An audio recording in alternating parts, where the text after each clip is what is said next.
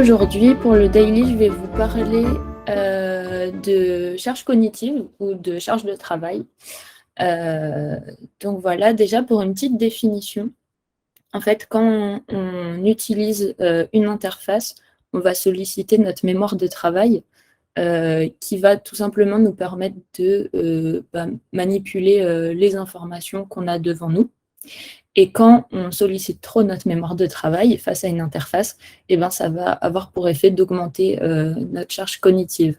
Et donc, ça va mener à des conséquences négatives qui fait que on va avoir un taux de rebond plus important, les pages, elles vont pas être visitées autant qu'on le voudrait, etc. On va avoir une conversion plus faible.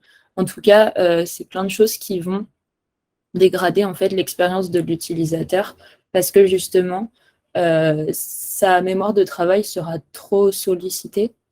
Il y a une petite analogie que j'ai lue quelque part qui est que c'est comme quand vous ouvrez votre ordinateur, que vous avez 10 fenêtres ouvertes, que sur chaque fenêtre vous avez 20 onglets, et ben votre ordinateur il va ramer beaucoup plus que si vous avez juste quelques trucs qui sont ouverts.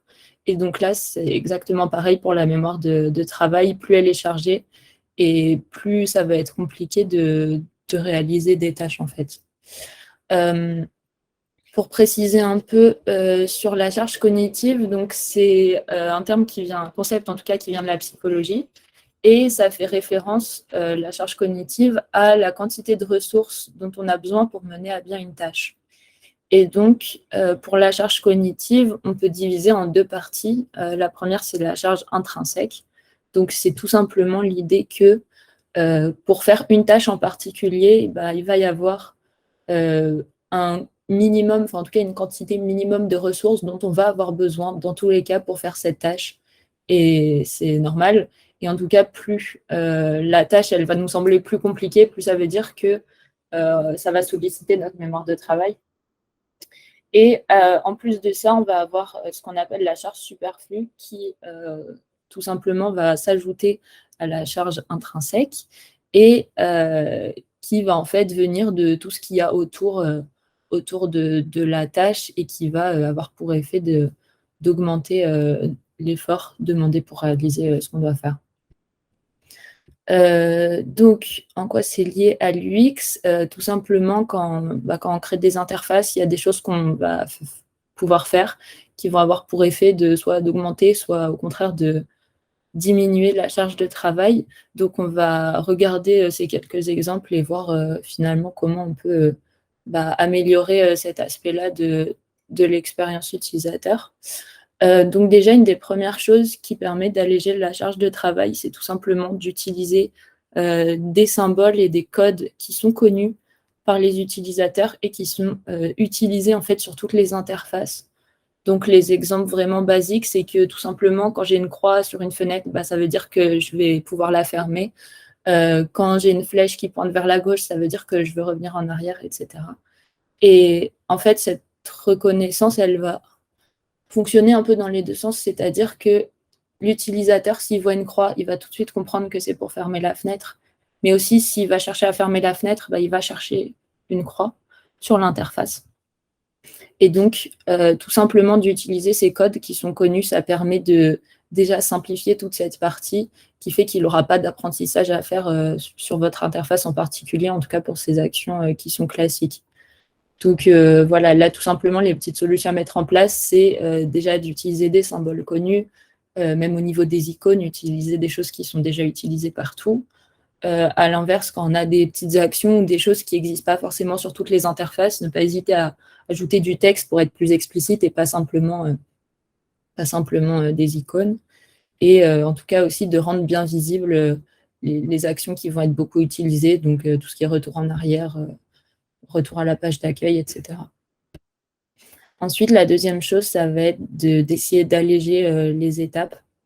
Donc là, il donne un exemple dans cet article assez intéressant. C'est par exemple quand on ouvre Google, en fait, on va avoir notre curseur qui se met directement par défaut dans la barre des recherches.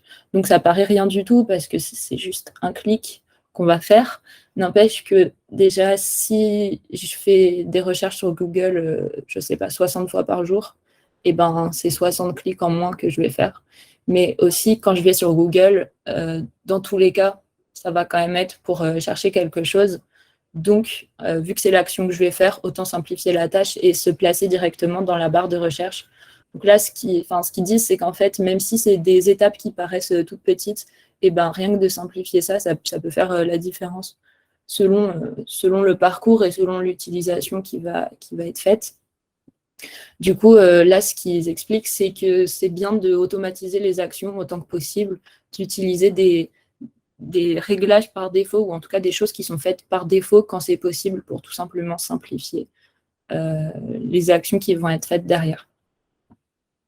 Ensuite, il parle de la manière dont les utilisateurs scannent les pages quand elles utilisent scannent des pages en ligne. Donc ça, on connaît bien, c'est l'étude qui a été faite par Nielsen Norman et qui a montré que, en fait, quand on arrive sur une interface, on va avoir tendance à scanner la page sous forme de F, en fait. Donc, on va d'abord lire plutôt ce qui est à gauche et également les titres. Donc, ces éléments qui ont été montrés par cette étude, ils ont un peu été remis en cause par la suite.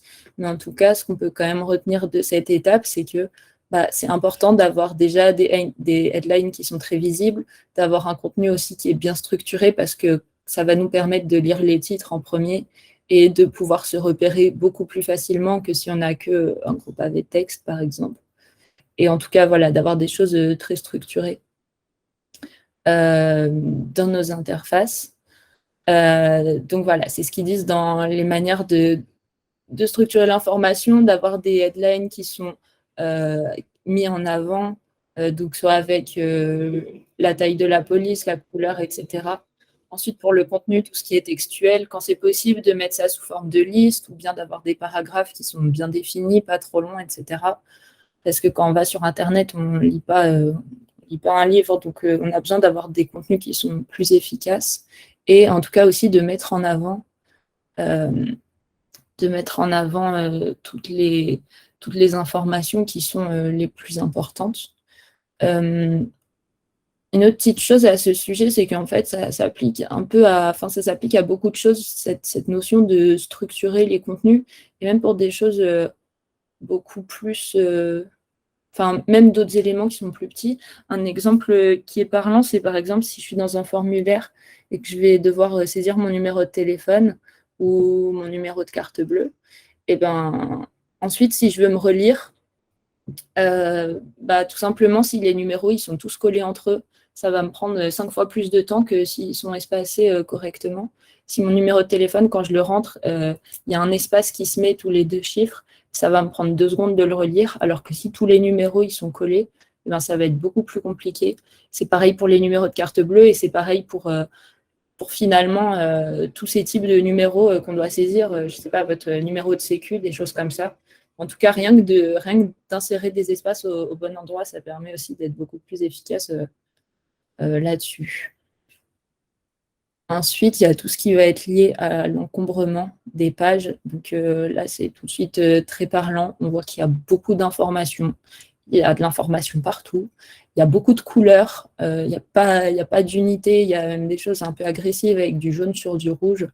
Ce qui fait que on a tout de suite beaucoup d'informations. Et vu que tout est fait de manière à être mis en avant, on dirait, il n'y a rien qui attire l'œil. Il n'y a pas de cohérence, il n'y a pas d'unité, donc c'est très compliqué quand on arrive là-dessus de savoir un peu ce qu'on peut faire et comment faire ce qu'on veut faire. Donc là, tout simplement, les conseils, c'est de faire des choses, en tout cas, pas forcément, je vais aller jusqu'au minimalisme, mais en tout cas plus sobre, d'avoir du design qui est cohérent, d'avoir des éléments visuels qui permettent d'avoir justement une balance entre ce qui est texte, image. Le but, c'est en fait de faire ressortir des choses, mais en fait là le problème, c'est qu'on dirait qu'ils ont essayé de tout faire ressortir, ce qui fait qu'au final, il n'y a rien qui ressort, parce que tout est mis au même niveau.